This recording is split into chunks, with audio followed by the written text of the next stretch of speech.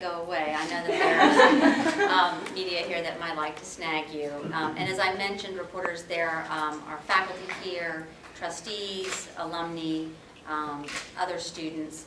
And at this time we'll show the video, and when the video ends, those who have spoken today will be available for questions and answers.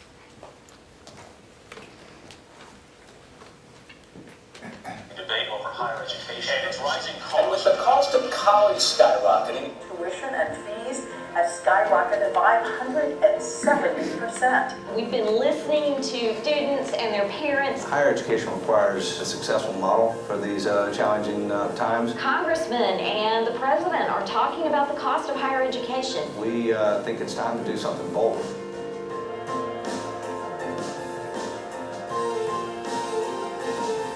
Starting fall 2014, I'm proud to announce we are cutting tuition 43% so that we can respond to the needs and concerns of students and their families.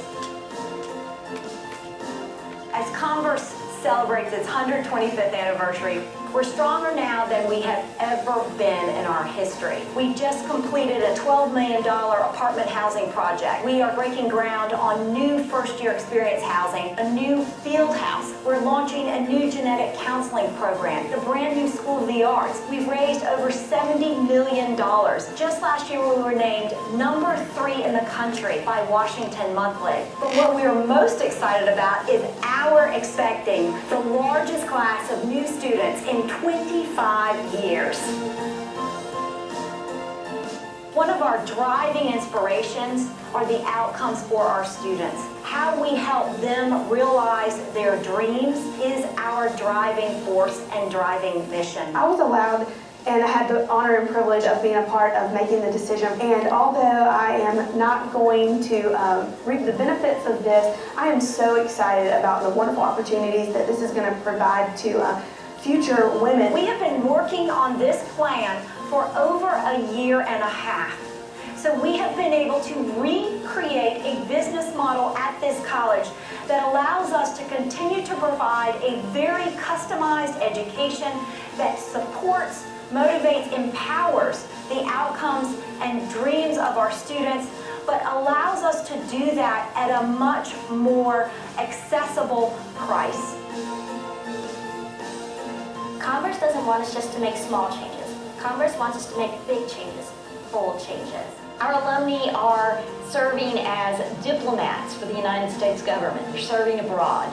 They're ministers, they're physicians, they are pioneers in the new field of social media communications. They're writers. They go on to do wonderful things and make a huge difference in their communities and in our world.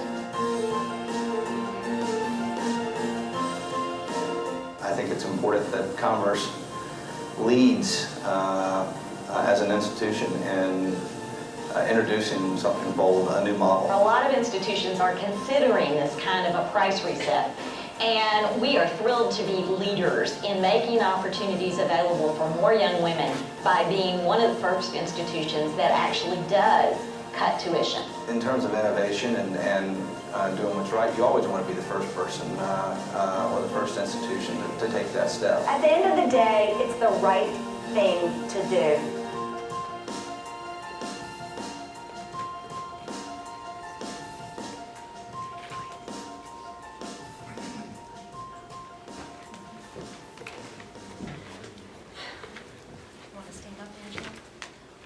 We are now ready and open to answer any questions for any three of us, and then we know there will be other individuals available for questions who are part of the Converse community after the official end of the press conference.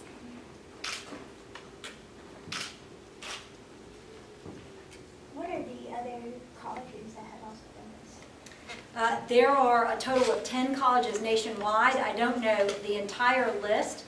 We've worked very actively with Concordia University in St. Paul, Minnesota, because they are very much like us as an institution in terms of having a lot of both private and public institutions in their state, and also having an NCAA Division II athletic program. but Ashland University recently cut its price. I can't remember all the others, but we can certainly provide those. Sewanee is also an institution that has recently been cutting tuition. Isn't yours one of the largest cuts around? I just have seen some other cuts, but it seems that Converse is pretty significant. Yes, ours at 43% is the largest cut of any institution since 2012.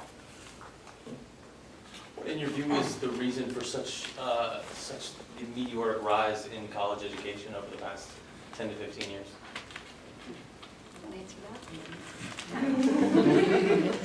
Well, I think primarily because the model is built around high tuition, high discount. So the costs are rising in terms of utilities, like anyone's household budget, but it's really built around a model that was predicated on the idea that higher price equals higher quality. But in fact, we know a recent Gallup poll suggested that 43% of American public actually disagrees that price and quality, high price and high quality are equated when it comes to college education. Betsy, if you all will ask the question into the microphone, that way we'll be able to get it when it's recorded. Okay. And can you talk about the value of a single-sex education? There's obviously a lot of studies that indicate why it's good. What is your view? Well, I see the value of it when our students graduate and walk across the stage. Over 60% of last year's graduates had jobs or knew where they were going to graduate school, most often with fellowships, when they walked across the stage. Over 60% had had a leadership opportunity when they were here. 37% of last year's graduating class were the first women in their college, first members of their family to actually go to college.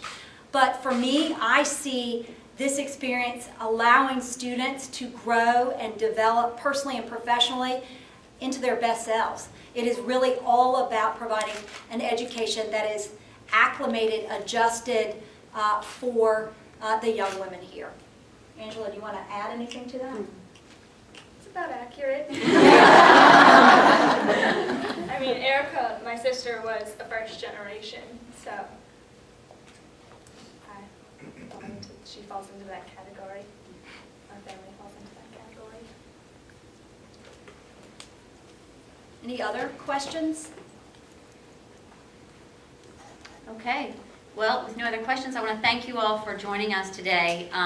Those of you who would like us to facilitate an interview with anyone here, or you'd like to photograph